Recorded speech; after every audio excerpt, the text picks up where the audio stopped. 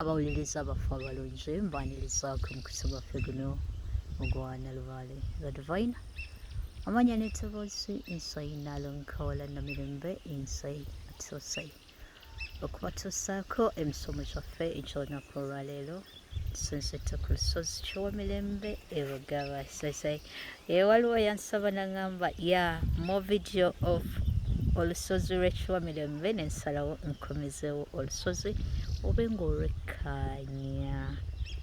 Okay, mbebaza mwenna abatuwa likes abekomera ku nkutu abazuwa hearts. Thank you so much. Video zaffe mutudizaamu ddala amaanyi ekyo kye mukola. Thank you so much. Munafu mpya nawe tukwaniriza ku nkutu gwaffe guno wetuyigira ensonga z'obuwangwa n'ennono era kubanga akomerezaawo Nalongo Nalubaale again in the video tubenga tumaliriza ensonga z'abaana. Leero muyina sigenda muta mpaka nga ensonga y'abaana eno tugigyeko enga Nalongo sasokulabako nange sanyusa okubawuliza. Simanyi ogenda kujjanjaba nkulaba oyina nkulaba n'ekkoto ate olaba first aid kit anti kati baawumudde okay. Kati oba osuubirayo obubenje osuubirayo ebintu ebyenjawulo osuubirayo alinyeko okugonde ate ne kamusala somehow kugamba ebintu ng'ebyo bwe bityo oba obisuubira. Kati nze munaye neetegekera ddala saagala kwesanga mu mbeera yakuddaawo ate saategese kino saategese kiri. No, nina first aid kit eno giraba. Actually kankulage ebiri simanyi abaana obajjanjabira waka olaba. Kati ono bamuyita kibimba hydrogen peroxide. Okay. Omwana nga yakafuna ebbwa lyonna olumala okulongoosaawo ng'oyiwawo nga yokyawo obuwuka bwonna nga bubula.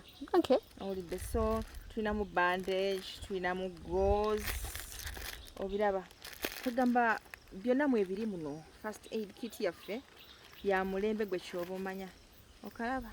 Nkolaba. So there is everything. Nga oli WhatsApp buno obukwata pamba mwebuli bonna. simanyi olina mu skills z'abasawo kasita ozaala. Definitely ofuuka musawo.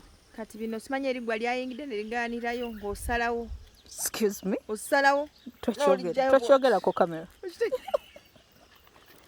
N'olijjayo. Did you say that? Nalongo. Omanyi nti nokwata video. It is an hour okuva wano okutuuka mu main hospital. I know. Naye okimanyi nti oli ku video leero. Ate ng'oli ku mazzi.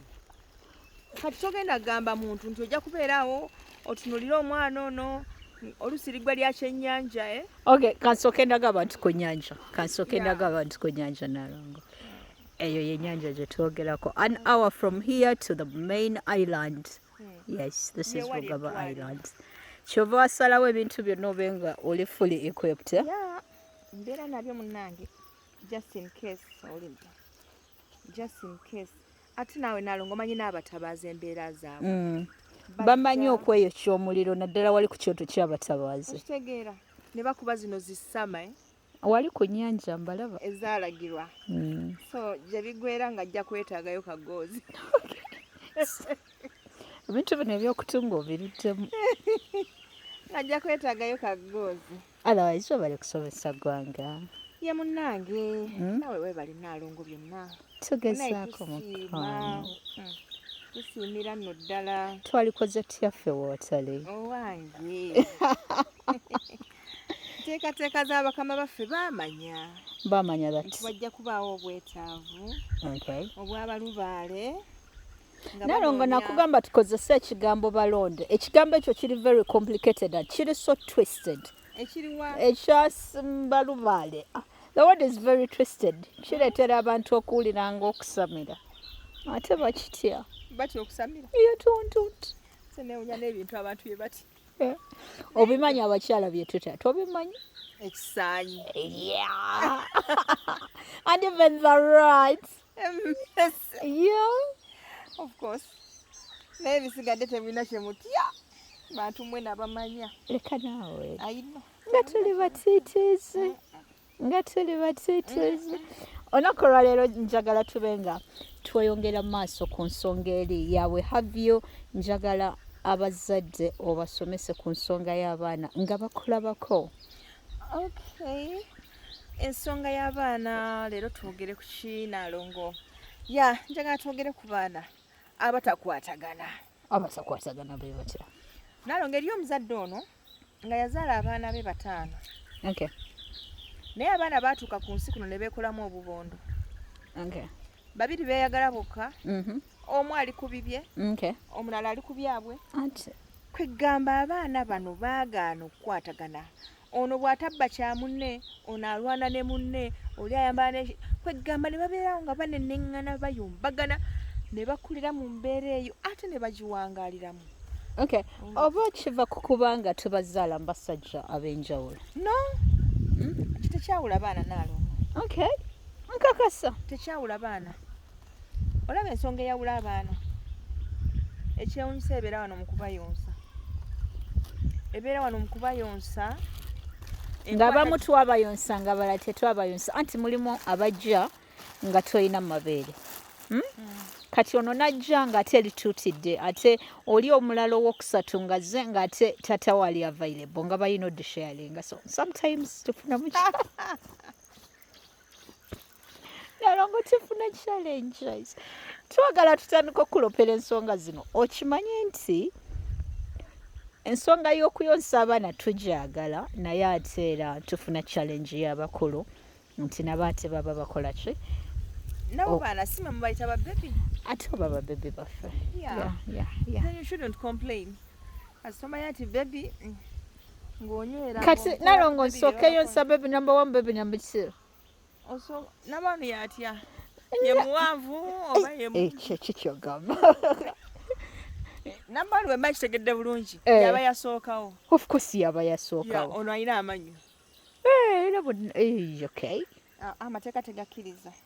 Okusinza ku mateeka ga human rights, ono atalina mannyo yabeera nannyini mabeere. Twogere ku g'obuwangwa n'ennono. Gwe nga gwatudde mu zino ensonga otugamba tusooke kuyonsaani. According to the law of equity, atalina mannyo yabeera nannyini bbeere eryo ery'okuyonka. Yalina okusooka n'ayonka. Nalongo njagala obulira abakyala. Njagala obulira abakyala. Tusooke kuyonsaani. Kale kyemmanyi tulina kusooka ono omuto. Okay. Atalina mannyo. Ne tuzzaako ono omukulu. Kati ono omukulu alina engeri gy'ayonka ng'ayonkesa maanyi. Kati amaanyi ago g'ayonkesa galeetera amabeere okulowooza nti olina abaana 2 of which omu w'amaanyi nnyo. Kati mu ngeri eyo tosobola kubulwa mabeere. Gaprocesinga mangi kuba gaagamanyi.